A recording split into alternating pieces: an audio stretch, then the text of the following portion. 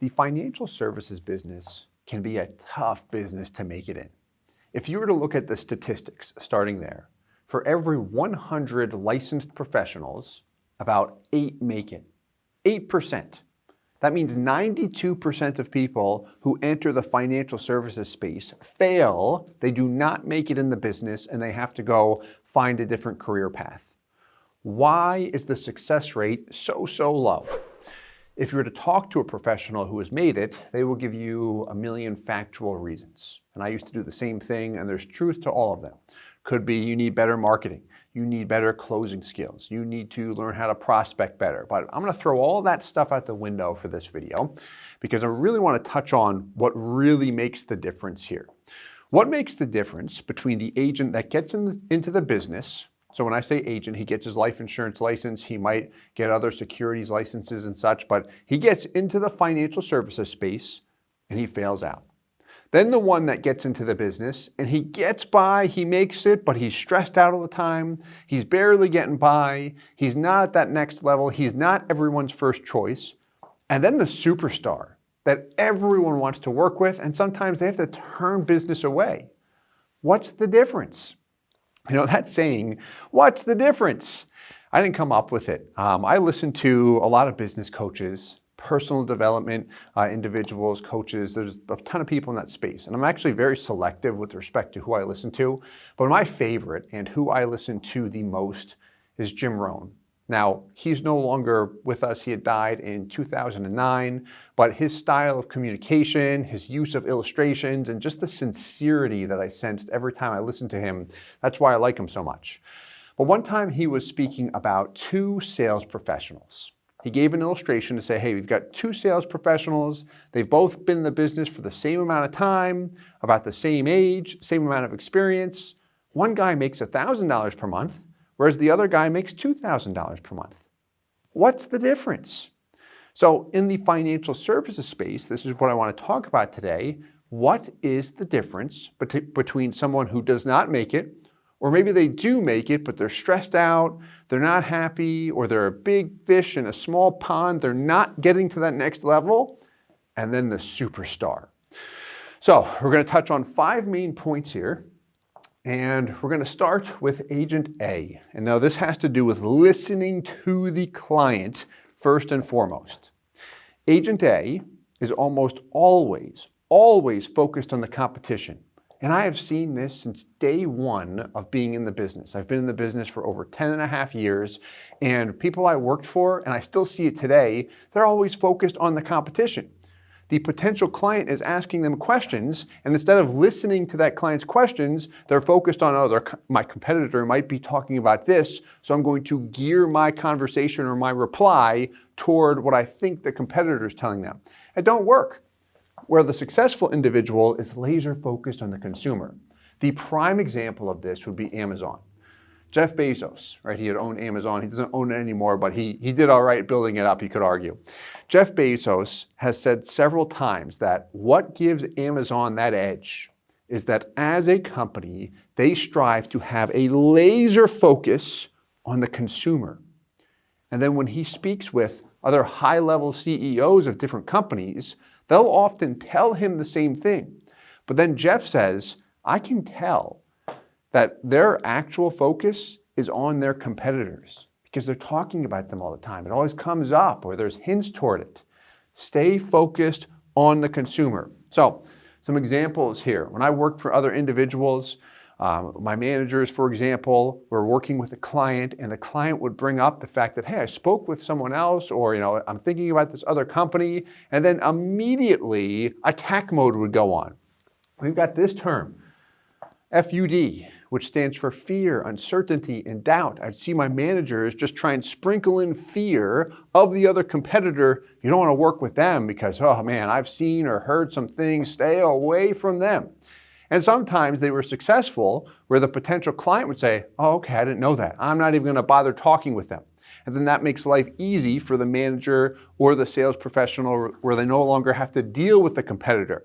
But that strategy, more often than not, backfires. And it's unethical, in my opinion, too. You don't be negative toward other people. Chevy versus Ford is the prime example. right? If you were to say, hey, what's better, a Chevy or a Ford? What you're likely going to hear first is a million negative points about one brand or the other. Where as a consumer, I just want to hear the pros and cons, features, benefits, and I want to hear about Chevy from Chevy and Ford from Ford. Simple as that. If I go to buy a Ford, or let's say I'm shopping, if I go to buy a Ford and the Ford guy starts just trash talking the Chevy dealership, oh, they're unreliable, they break down, and be like, dude, what's going on here? That actually happened. We weren't looking at Chevy or Ford, my wife and I, but we were looking at different brands, and one dealer just started trash talking and saying, we're the best, we're the best. We didn't buy from them. We bought from the dealership and the car we liked the most. Focus on the consumer. Now, here's what I've seen as well. Sometimes you get sincere people in the business that get attacked by other people, right? Let's say Agent A is focused on Agent B, and he starts throwing mud at Agent B. Now, Agent B says, focus on the consumer. Do not get caught up in that game. It'll drag you down. Here's how you overcome it without having the need to defend yourself. You overcome negativity through truth and facts. That is it. Remain factual, be transparent, listen to the client's questions, and provide direct answers. And then go above and beyond, provide more information. That, more than anything else, will give you the key.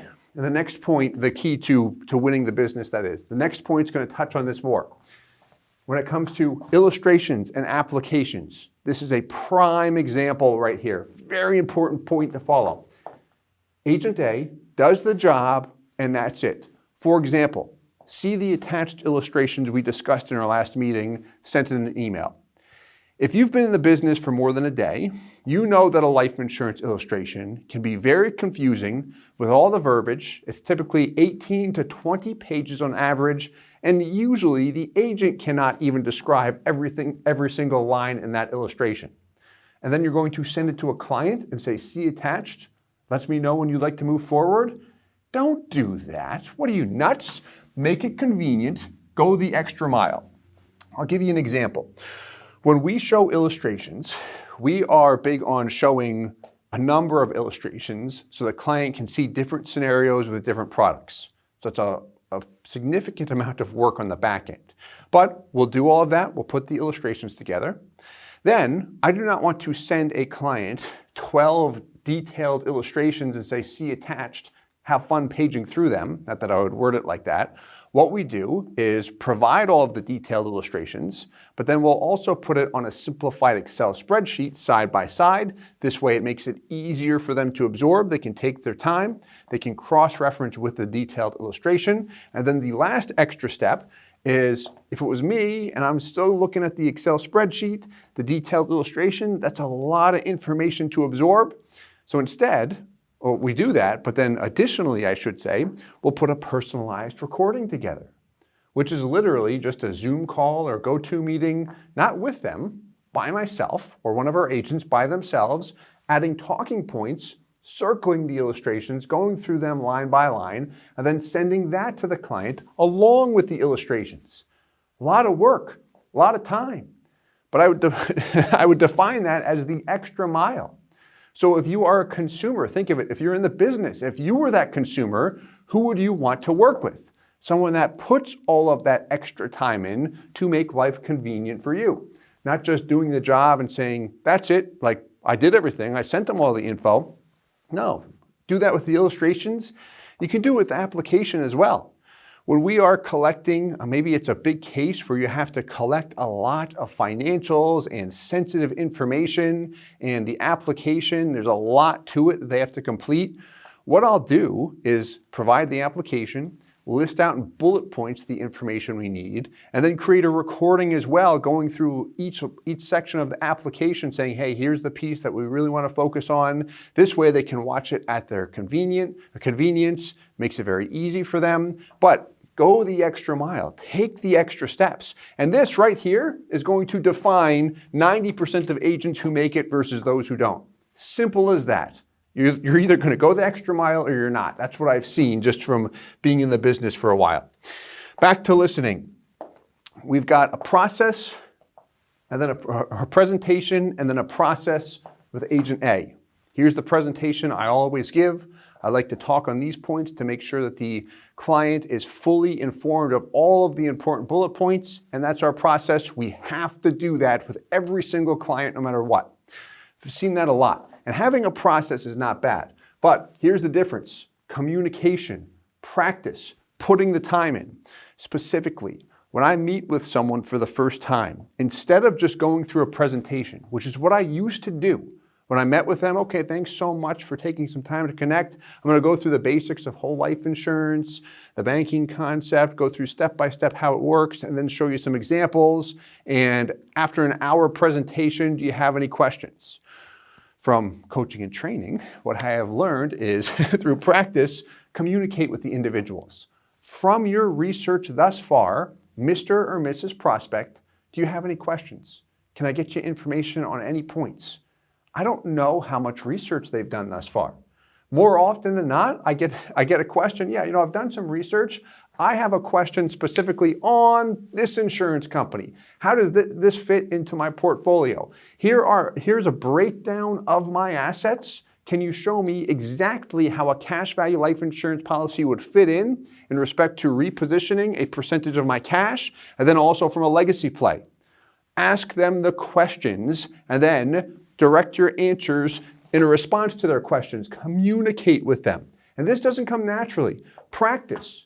Practice, practice, practice. Not on them. Practice aloud with, when I say practice aloud, on your own. People hear me talking to myself in my office all the time. With other people at your company, you can continue to improve that way. Do not practice on the client. This happens quite a bit. Next point. This is in respect to the client. So, a client asks questions. Agent A answers the question, and that's it. Agent B answers the question, but then says, by the way, here's some additional questions or some follow-up information that complement that answer. So I'm going to tell you a quick story here, but first, going back to option A. So again, client asks a question, they get an answer, but that's it. And then the client feels like, okay, I want to ask a couple more questions here. They have to feel like they have to keep pulling it out of the agent. Recently, someone had made a comment on this actually. They said, man, I feel like I always have to ask the right questions. And if I, as the client, do not ask the right questions about this space that I'm not that familiar with, cash value life insurance I'm referring to, I feel like I might be penalized, like I might lose out. My policy might not perform at the level it should because I didn't ask the right questions. Where they feel like, I wish the agent would just cover all of that stuff with me and be transparent up front. This occurs so much in the industry. And a big reason why in sales training, the instructions are typically to answer the question and that's it. Stop talking. And I get that from a sales perspective, but at the same time, if there's valuable information or you're trying to provide awareness to someone and they don't know what questions to ask, provide the awareness, just like you would want the awareness if you were purchasing the product. Story here. Years ago, met with a guy in Hawaii. His name was Mark. I like him a lot. He is always upbeat and has a great attitude. But he was interested in a high cash value life insurance policy, and we're kind of going through the different ways to design a policy. So this was back in the day where I'd always just pull up the software, go through, okay, here's the amount of money you want to pay into a policy. Here's an example with a 100% base premium, traditional life insurance policy. And he's like, that don't look good. I don't want that. No problem. I wouldn't sell it to you anyway. Progressed on to the next model, 50-50 split. Showed him a 50% base premium, 50% PUA allocation. A PUA rider is a means to accelerate the cash value growth. And why I showed a 50-50, we're kind of explaining how the MEC limits work, getting kind of technical. And when I showed him that, I remember his reaction. He was like, whoa, that looks good, man. Yeah, that's the option I want. I'm like, that is good. Yeah, especially compared to the last one. No, thanks for mentioning that. So I want to show you one more thing if that's okay. All right, yeah, keep showing it to me. And then we showed him the 1090 split, which was with the company we were looking at, as low as we could go with that base premium, which juiced the cash value even more. He's like, hey, that's fantastic. So going back to the 50-50, oh yeah, he's excited. That's the option he wants. Could I have stopped there and sold the 50-50 for a much larger commission than the 1090 would have produced? And the answer is absolutely. He was excited, could have went with that. But if I did that and I were to critique myself, I'd say, Steve, do not be a sleazeball and do that to people. Like, he was interested specifically in cash value, wanted to get the most out of his payments he could possibly get. He had a specific objective. So I wanted to show him the different options, went over how the MEC limits work, how to design the policy. He wanted to go a bit deeper. So he did that and he said, okay, here's how I do it. Thanks for showing it. The point is, I had to, how can I put this, guide him, provide the awareness in order to get him to that. Extra time, going the extra mile, for a minimum upfront commission. But now you have an extremely satisfied customer. Now, I don't say that story to say this is how I do it and talk about myself. No, I've learned this from others and I've seen professionals that do much, much better than me. They do this much better than I do. Let's progress on. So, last point I want to touch on. The competition, when they lose a deal, Agent A and Agent B loses a deal. Agent A blames the client or blames the competition. Either the competition cheated or the client's crazy. That kind of stuff happens so much in the industry and nothing good comes from it. Nothing. You're just going to get frustrated. That client's never going to come back to you, especially if they sense that or caught wind that you were angry at them, blamed them for it, called them crazy. Like, this stuff happens so much in the industry. Don't do it. I remember one time, really, really nice lady, I'm talking to her. She had opened a policy with us and she said, I spoke with another group and I had done my research. I knew exactly what I wanted. I said, here's the policy I want. Can we just look at that? And she said, the other agent said, no, I need all this information. Like, I'm not an order taker. Like, this is my process we have to go through. And she got kind of upset. She's like, okay, no problem. And she left. So does that other agent get offended? Does he get upset? Maybe, I don't know. I don't know who he is, never spoke with him. So it's like, it doesn't really matter. But my point is, the consumer got upset and she did not work with the individual. She asked a question. She knew what she wanted to move forward. Give her what she wants. That way she can move forward. Provide the education and information as time passes, because I get you have to do that in the industry, but we've got to have the proper people skills. And if you don't have the people skills, because it doesn't come naturally, I'll be the first to admit that, when you lose that deal, because it will happen. I've shared in the past how I have lost huge deals, right? You search on our YouTube channel, I lost a $150,000 deal where I spent a ton of money to fly out west to meet with the people in person. Accept responsibility and then improve on yourself. When you lose, if you can say, okay, what did I do wrong? Could I have provided more information? Could I have talked less and asked more questions? Did I not listen to the true pain points of the consumer? What was it that I did wrong? When you do that, you'll get to that next level. Kind of a bonus piece I want to touch on here. Putting the time in. The superstar agent is going to put the time in, go through the basics every single time. Look at Tom Brady. Goes through the basics every single time. Whether you're a Tom Brady fan or not, you can't really argue with him. He just keeps on sticking to the system and they keep on winning, no matter where he goes. I've got EMA here. So this is someone I talk about quite a bit, EMA and Associates. That stands for Elizabeth Morgan, the trust and tax planning attorney that I admire very much. She's at that top level, has been in business for a long time. Her firm, she owns and runs the firm. Her firm works with a number of billionaires. But what impresses me so much about her and everyone at that company is they go through the basics, no matter who they are working with, every single time. There's no sense of entitlement or anything to say, well, we work with these ultra wealthy people. Like, now I'm going to go and talk to someone that, does not have that type of net worth and say, I got to go through this stuff again. No, always gives the time. asks the questions, answers the question. If a client says, I don't really know what to do here, then she'll come in and say, well, here's some recommendations. Here are 3 examples of people in a similar situation to what you're in right now. And then she guides them through the situation. And I've learned a lot just from, I've known her and her firm for almost a year now, a little bit less, but a ton of knowledge you can get just from their demeanor and how they act, how they treat people. Very important. That firm is an Agent B superstar firm. But anyway, my point to this, what's the difference? Hopefully this helps where you've seen the differences, putting the time in, really have a laser focus on the consumer, always aim to service them. Help them. It's all about them, not about you. It's about the consumer. Take that approach, strive to improve upon yourself, and you will do very, very well. So I hope that this video has been helpful. If you enjoyed it, please hit the like button, and we'll talk to you soon. Thanks so much. Hey guys, Steve Parisi here. If you enjoyed the content you just saw, please subscribe, like, and hit the notification bell for future videos. If you'd like more information or to see some custom policies for yourself, feel free to call or email our offices at the contact information below.